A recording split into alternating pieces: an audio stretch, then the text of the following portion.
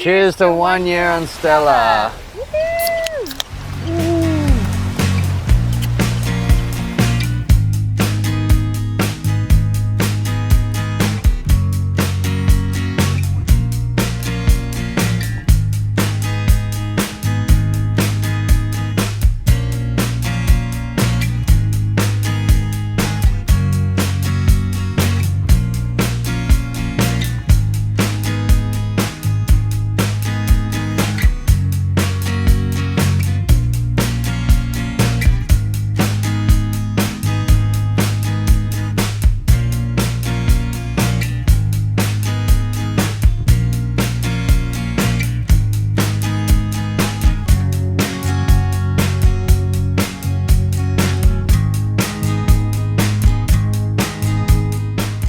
I can't believe it's been 1 year on Stella. Yeah, like it's crazy to think that 1 year ago today we signed the papers and came onto our boat. Officially walking to our boat right now. How do you feel? I can't believe it. I can't believe it either.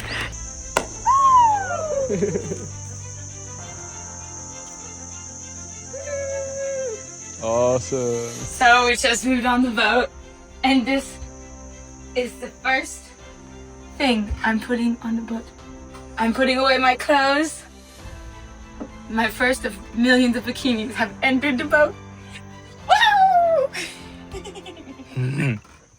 And what a lot of people don't know also is like we had no sailing experience when we bought Stella, and everything that we've learned and done in the sailing world has been on Stella. After a year of just like every adventure under the sun, with every little thing that could possibly go wrong, and all the weather systems and all the crazy anchorages and all the beautiful people that we've met, we're finally here in Indonesia.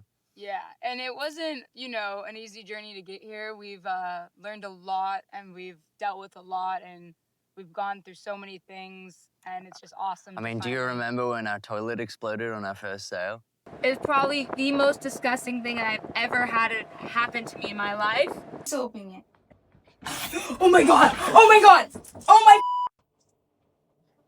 Oh my! What do we do? It's okay. Oh, it's not okay! Oh my god! Oh! Oh my god. It's leaking all under here. It's still got a lot coming out. About life. Look, it's still coming. Look at it. Oh! Yeah, when we could sail and our engine wasn't broken because our gearbox didn't work. Yeah. Saya dah cukup.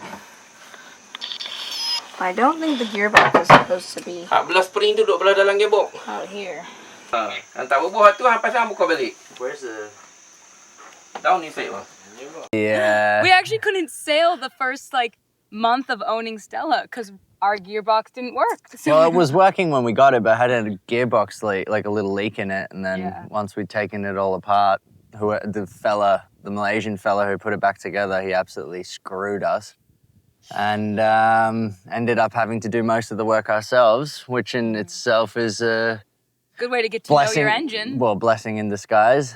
But you know, all the little bits and bobs that we had along the way, or when we dragged the first time. Yeah. So our anchor is dragging, and a lot of other boats right now are dragging as well. So we came out and we re-anchored ourselves, but the wind is only getting stronger.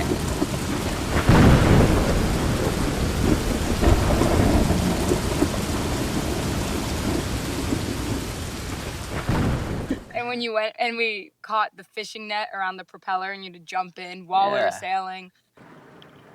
Yeah, we hit a whole net. A net? Like a fishing net? Get the sail down. Okay. Starters, yeah, there's a whole net around the whole thing. Fish. You got this. Do you need a rope so you don't drift away from the boat? Okay, he's gone. This is actually quite common out in Asia because there's a lot of fishing boats and a lot of actually trash in the water too. So, You know, we're not panicking because we've heard about it happening a lot. We were just full on. We were sailing with a little motor. Oh my gosh! Stop! Oh my gosh. Or when our furler got stuck. Oh man. And I went up the mast for the first time and While it was, we were sailing. yeah, it was crazy. I Really mean, high up. Why is the boat moving? This wasn't really my plan for the day. But here I am. Our furler got stuck. And now I'm up the mast, detaching the jib.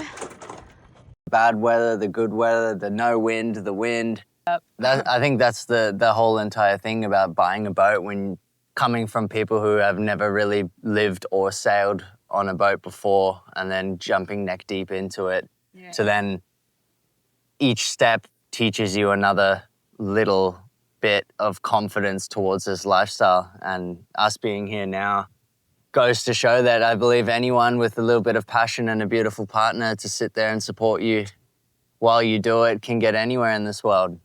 Yeah, and I think like a lot of people thought we were crazy when we bought a boat with no experience. And I think what a lot of people don't know is because we come from ocean life backgrounds and then we are travelers and we are surfers, like we understand wind and currents and like, you know, all the stuff that kind of comes onto a boat that a lot of people have to learn.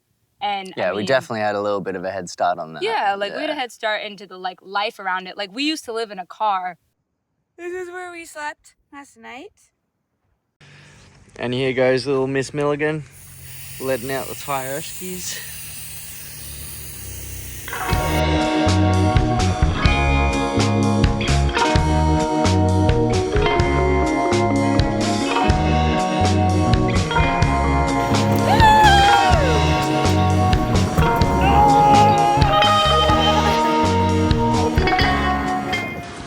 Welcome to my crib.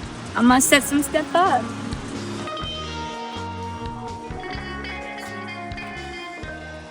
So I get propane down. Coming onto the sailboat was like moving into a mansion for us. You it know, was definitely like, a massive upgrade. yeah, and we also brought that adventure lifestyle onto this boat. Like we upgraded like the solar and the davits, and we made, you know, all these jerry cans. Like we were like, we're gonna be 100% off grid. Like we don't want to rely on anything on land or other people. We did get quite lucky when we bought the boat. The previous owner had done a fair bit of extensive cruising with Stella. She actually made her way all the way from Denmark in Europe to Langkawi in Malaysia. So she had like a bit of an offshore kiddie setup already, which was good, which was like the water maker. Yeah, the best water maker ever. We had like a nice life raft and there was a couple of good bits and bobs that came with it. But over the last year, we've really upgraded her and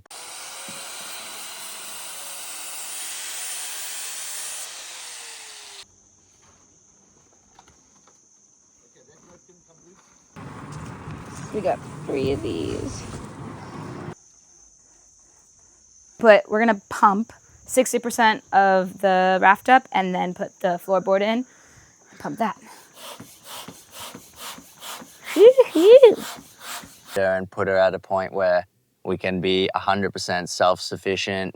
The real adventure starts when you're rural and you're far away from everything, and you know, your daily missions become longer, and if you need food, it becomes a mission. If you need water, it's a mission. There's always something going on. Yeah, so. but we also are in, like, we chose, like, when we thought of sailboat life, we thought of being away from everything. And, and then out here, we've seen, like, 2 sailboats in 2 months. And, you know, every time we pull into an anchorage, there's no information on it. So you're just looking for rocks or looking for good sand. You park your boat somewhere. You take your tender into somewhere that looks safe, and you walk on shore and you find a fisherman or a person at a house and you say, where am I? And where is their food? Or can I buy something somewhere? And then they look at you like you're crazy, and maybe they'll help you out. But yeah, that's the cool part about being where we are now. We've learnt to trust and fully trust our equipment and Stella, which I believe is a huge part in sailing. Is learning to trust your vessel and then also learning how to maneuver yourself out of awkward situations.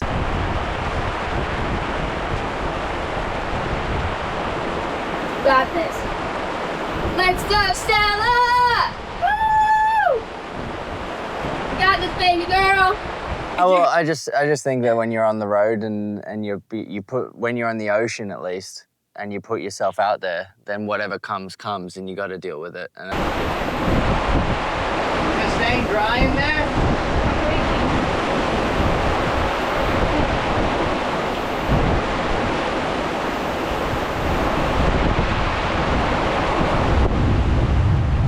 And I think that's probably the biggest lesson that I have learnt over the last year on Stella and then cruising is you know, follow your charts, do your necessary precautions when it comes to weather systems and whatnot, and the rest comes as it comes. You know, you can never be, you know, you see that, like you said, you see so many people, they just get stuck at marinas and they just live there and they spend years and years prepping a boat so it's perfect. And I don't think your boat can ever be 100% perfect on the water. Shit happens. Reverse. You should be able to jump.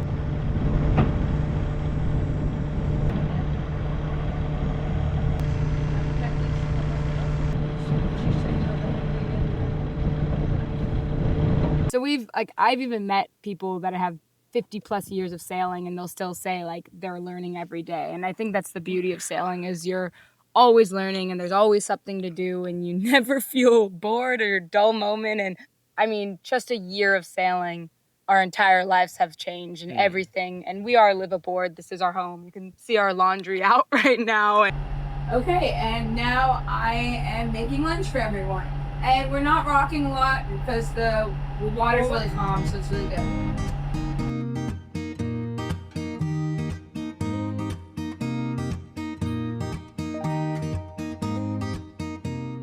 And I think like the biggest thing too is like we've done all of our own maintenance and our own, not only maintenance, but also like services on the boat and like upgrades, like, you know, and I think doing all that on your own makes you more equipped to be so rural. Like, you know, when our engine all of a sudden cuts out, we're like, oh, boom, the fuel pump, or oh, boom, we've got an air bubble. Like, you know, we know where to go. And when our halyard gets jammed and the sail's not coming out, we're like, okay, boom, Jesse up the mast. But, you know, but that all comes from the minor mistakes and also just the classic everything can go wrong on a sailboat mentality, you know? Like, the longer you have a boat, the more you realize this and this and this and this can go wrong, will go wrong, and you learn how to deal with them. Yeah. I think the biggest lesson that I've learnt over the last year is learning to be able to keep a calm mind in a very stressful You're really good at that. situations, you know, like if you got 20, 30 knots blowing and you're sailing super fast and then a sail doesn't want to come down, or you're coming into a really rolly, sketchy anchorage and your engine has stopped working, but learning to work as a team and then bringing a big boat and bringing it safely into an anchorage and or fixing any minor issues is something that I think most people that will buy a boat or who have had a boat know that that's like that biggest kind of learning curve towards making sailing a really enjoyable experience. Yeah. And now being here in Indonesia, you know, with nothing to help us, save us, no set spare parts, you know, we barely see people out here. Wow, so Jesse's got all new tools because everything that came with the boat is pretty much rusted. So we've got a lot of amazing things coming. We can't wait to utilize them. Very exciting, very exciting. And Jesse got me one to match his. That's like the most magical feeling, being able to be self-sufficient and being able to look after your equipment yourself and having the confidence together to do that, I think is a massive learning curve for both of us. But it's crazy because I feel like Jesse works so good under pressure, and I don't know if that's just from the life you've lived or like, you know, being in the mines, but like we've had our engine cut out and we've had to sail into an anchorage, and it was like you just clicked. It was like, hey, engine's off. You're gonna have to pull that sail out. We're gonna have to co in this way, and then when I say go, you're gonna drop the anchor. We're gonna furl the sail in like super quick. And I was just like, okay, like, no, you don't have time to panic. You don't have time. And also, you can fix anything. Like, Jesse, like, literally the water maker just stopped working one day. And it's like, you know, if you know a reason, you can go, okay, this. It just stopped working. He's like, all right, I'm just going to bleed the whole system. And I'm like, that could take hours. He's like, well, you got to do it, and you got to figure it out. And it's just, like, instant, like, sweaty, rocky, rolly headlamp. Wood so that we can access the back of the machine because there's a valve there. That we got to unscrew, but the screw's rusted to shit, so we can't like get it out really easily. I need a headlight. Yeah, you go. So it's like really in the back. Shit. the shitty section of the machine. Just blowing all That's this what stuff. sailing is, you Yeah. know. Like I think like once again, when shit goes wrong, and you have no other option than to put yourself in a situation where you have to fix it, and or if you can't, find an alternative solution to it. You don't, and especially Jimmy rig.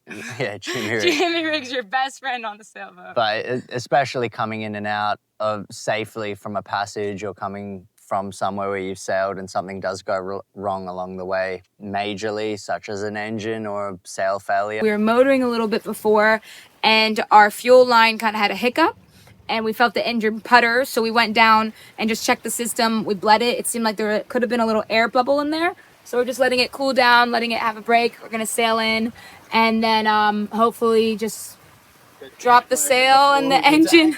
Yeah, we're really hoping the engine will work.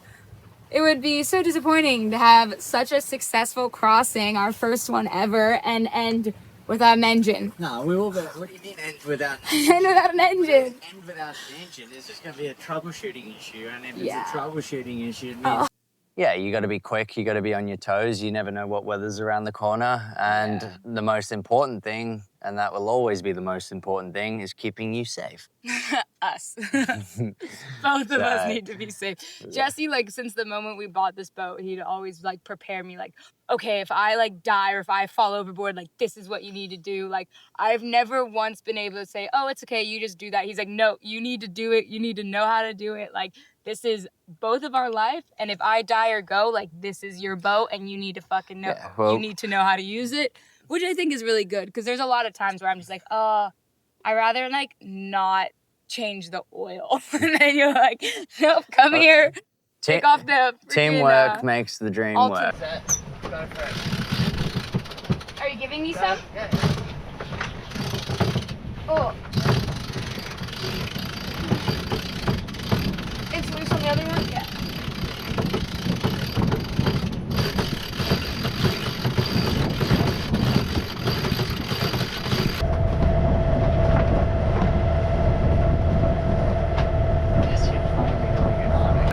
That's the most important thing. Yeah. And I think that's the thing, though, I learned most in the sailing world is how much respect I have for the solo sailors, because even just the two of us, like when we have like a mate on board, we go, wow, 3 people, that's awesome. But like 2, we can do everything. But it's still like certain things, like, okay, you're gonna pull this and this at the same time while I'm doing this and this. But man, like, hats off to you solo sailors, because that's some gnarly stuff. yeah, stuff that. Yeah. Hang out with someone, share your experience. You can have a beer with. Hang out and share your experience. I mean, Yeah. and now being here in Indonesia and all, and you know, thanks to everyone here that follows us and supports us along our travels, we're at a point now where we can really freedom-wise choose and sail wherever we want to go. So that's a situation and a position that we never thought possible, and all the hard work in the mines and everything that you. So this is what it looks like working in the mines during sunset. Clouds are pretty insane.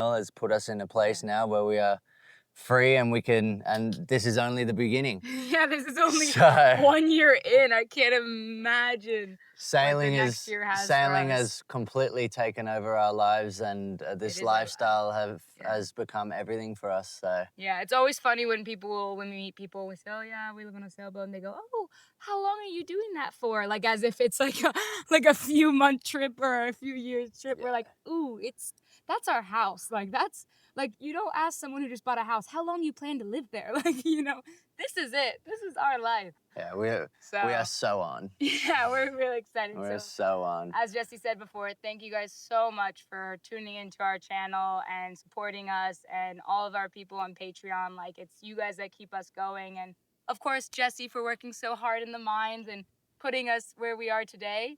But you guys really keep us going as well. And one little message: the world's a crazy place. Everyone should keep loving each other. The place is awesome. Yeah. Yeah, we're not. Cheers To 1 year. Thanks for watching. See you next week. Woo!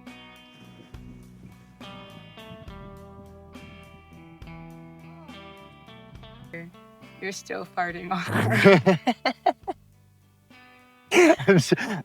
Oh, fuck. Where were we? I was saying it's... Everything else is just a breeze, really. I don't know if everything It has been a very old man.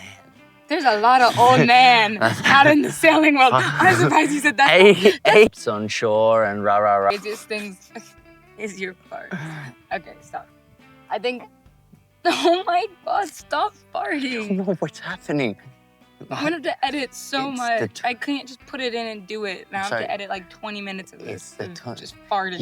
You gave me spotted tuna before this. Okay, anyway. You show up at a beach and there's just like... Jesse needs to like almost die to feel like it's a good adventure. But you know, when you sit on the beach, everything is kind of all the time. But if you're being overcautious, you go nowhere. Bubble, there's not much that can really go wrong. Only 1 year. We've sailed 3 countries. I We've mean, been that's not that many countries. In 1 3 year. countries in 1 year on a sailboat? That's pretty good. Jesse's a world traveler, so he needs to hit like 20 to be in home. Like, Best decision ever. yeah, definitely.